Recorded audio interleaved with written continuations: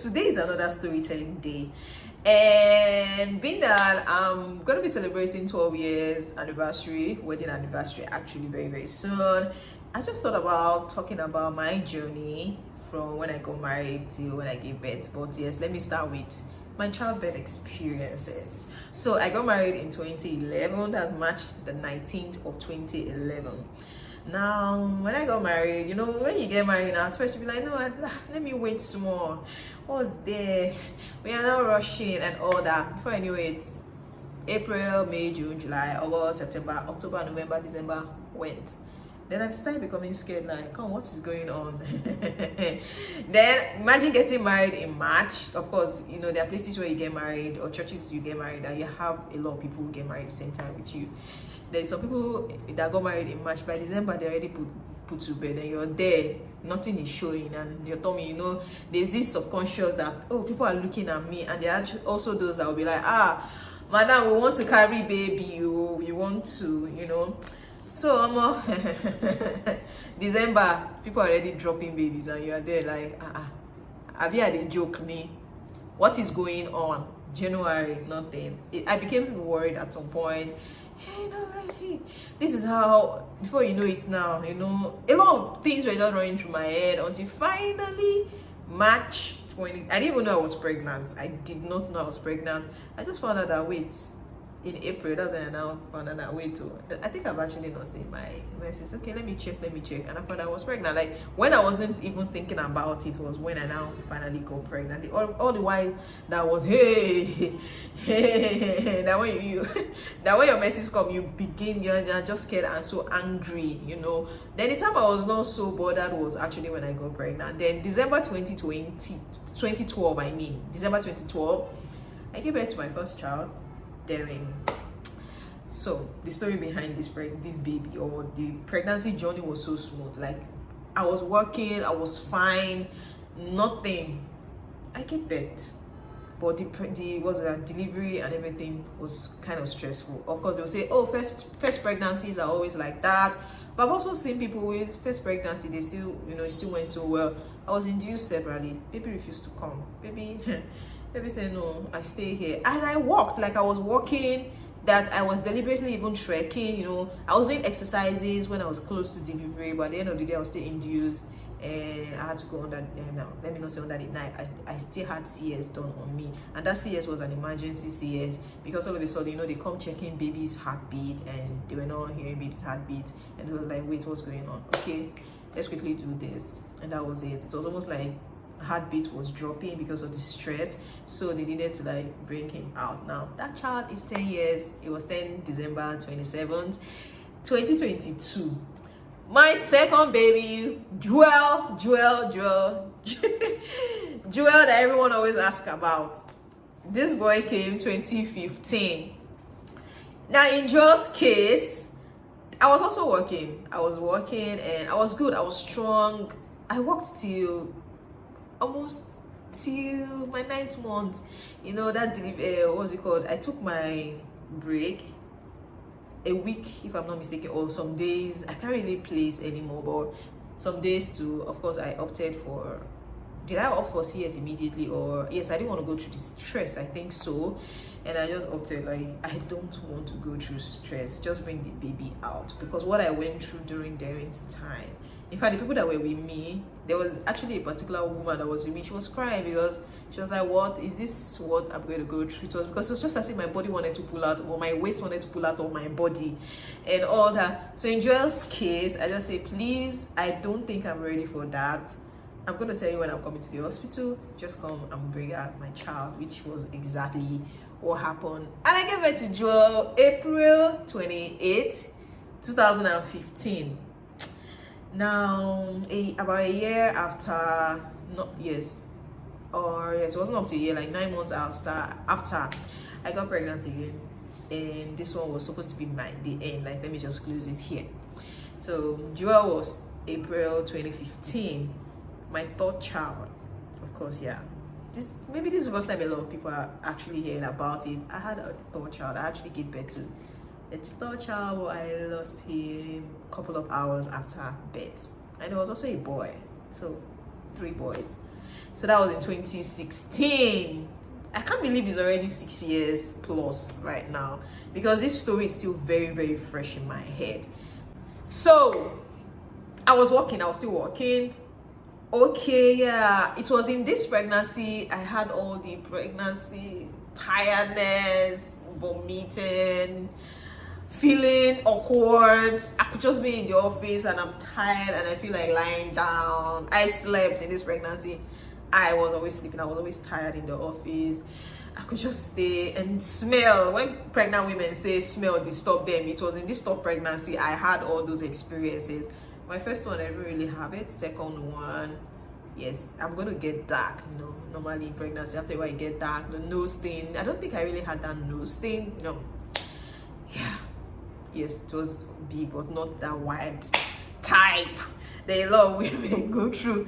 I didn't have any of that. No, I did not. But I was tired. And being that I was working in the financial sector, right? I was working in a financial institution. I was always tired, but I had a very understanding boss. Uloma, shout out to you.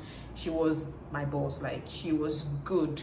So I come in the morning like every other person, go like every other person. But in between, I'll be tired. I'll be, oh my God. That pregnancy actually stressed me, but not too much. Maybe you put your mouth in the morning to brush, you just feel like vomiting, you know, those vomiting things. And I actually vomited in a lot of times, I actually did vomit. So what now happened? This pregnancy was about 6 weeks, and I woke up in the morning, or you know, I was feeling so pressed. Unlike me, I can hold my wee, you know, when you're sleeping and you suddenly start feeling you want to pee.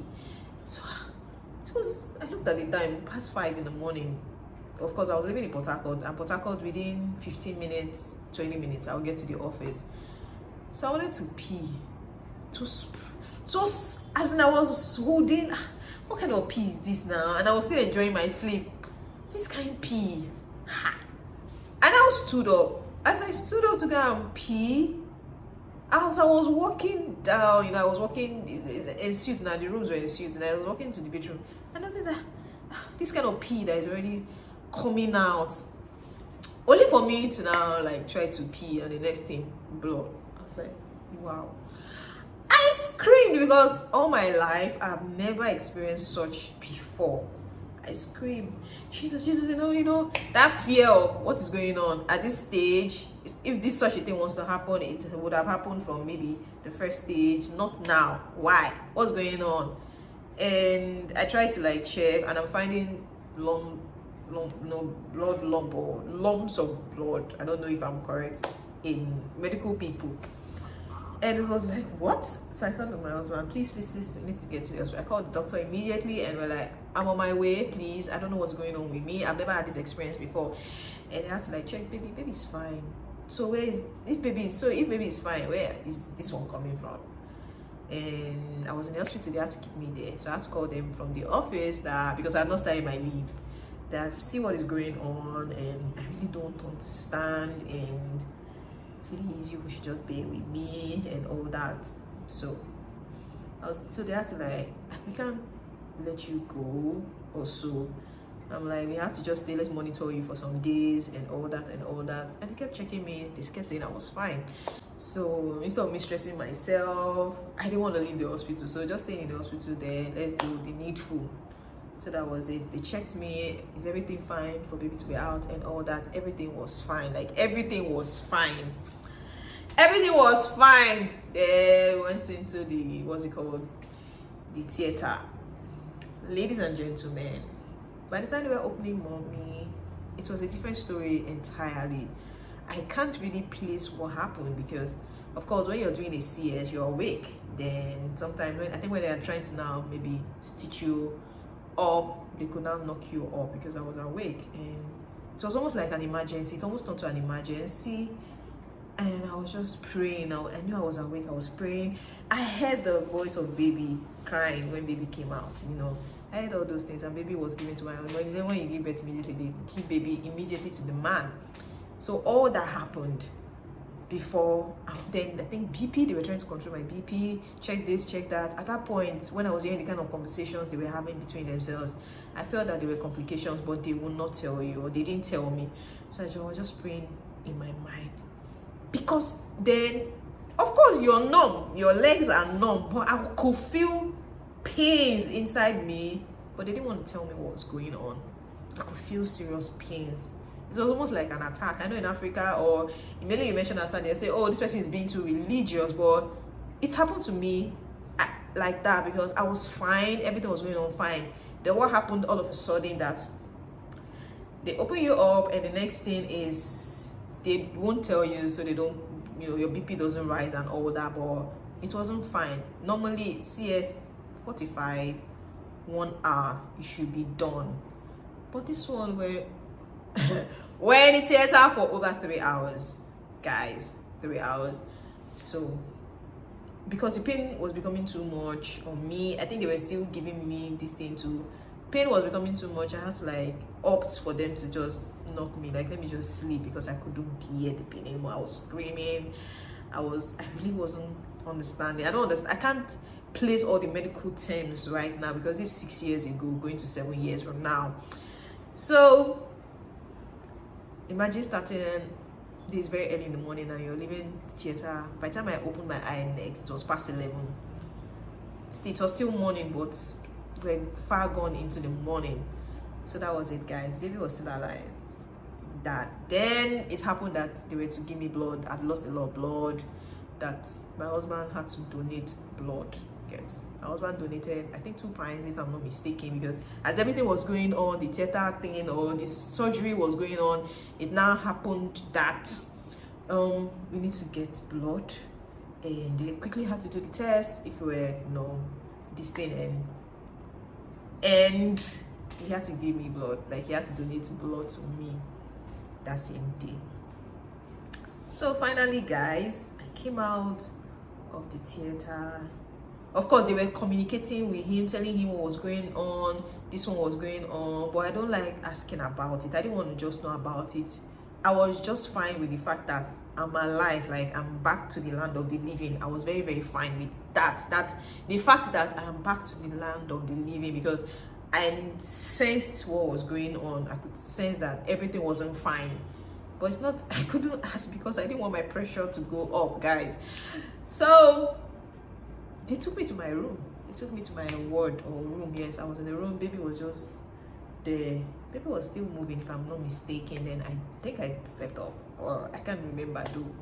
So after a while, nurse came to check on the baby, and baby wasn't breathing. So the nurse still didn't want to panic me, because I was just out of surgery like some hours after. This was around 1 or 2 in the afternoon now. Baby wasn't breathing, and I went to call the doctor, went tried resuscitating, and baby wasn't breathing, guys. That was it. We lost him.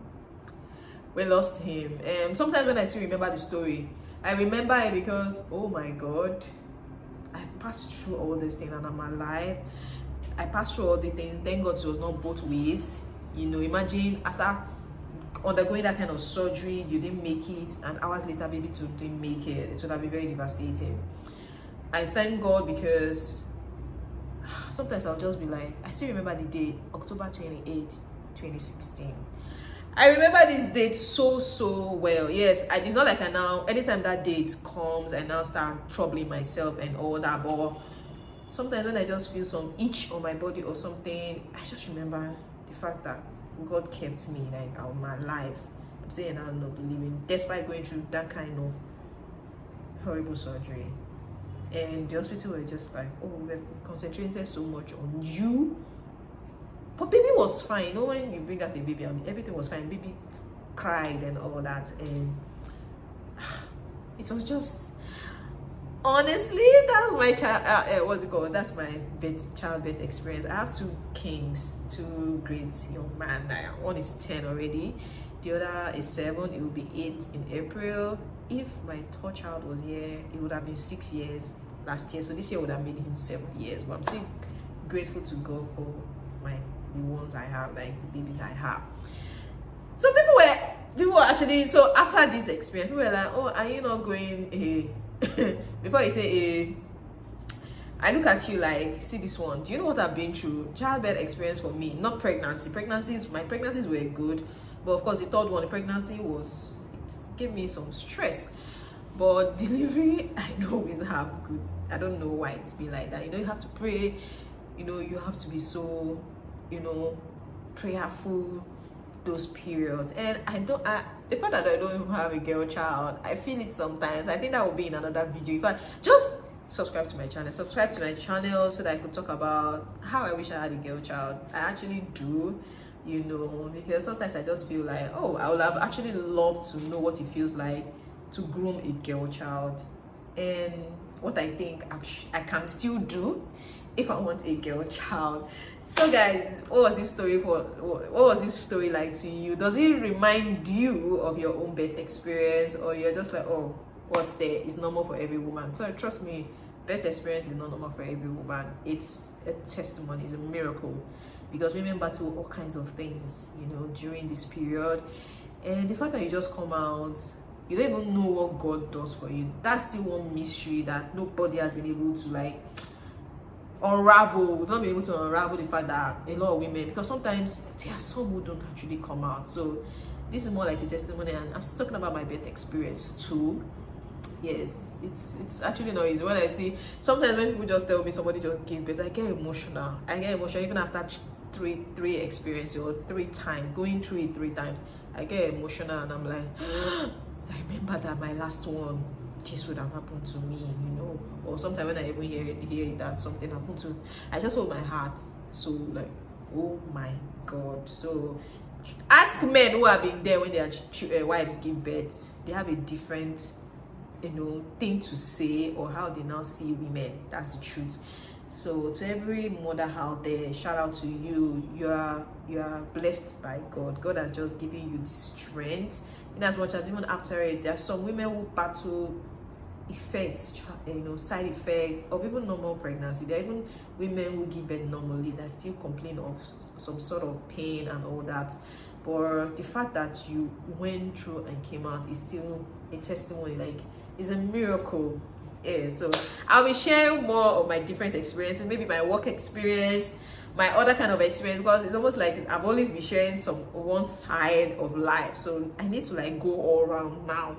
So please do not like this video and subscribe to my channel. Bye.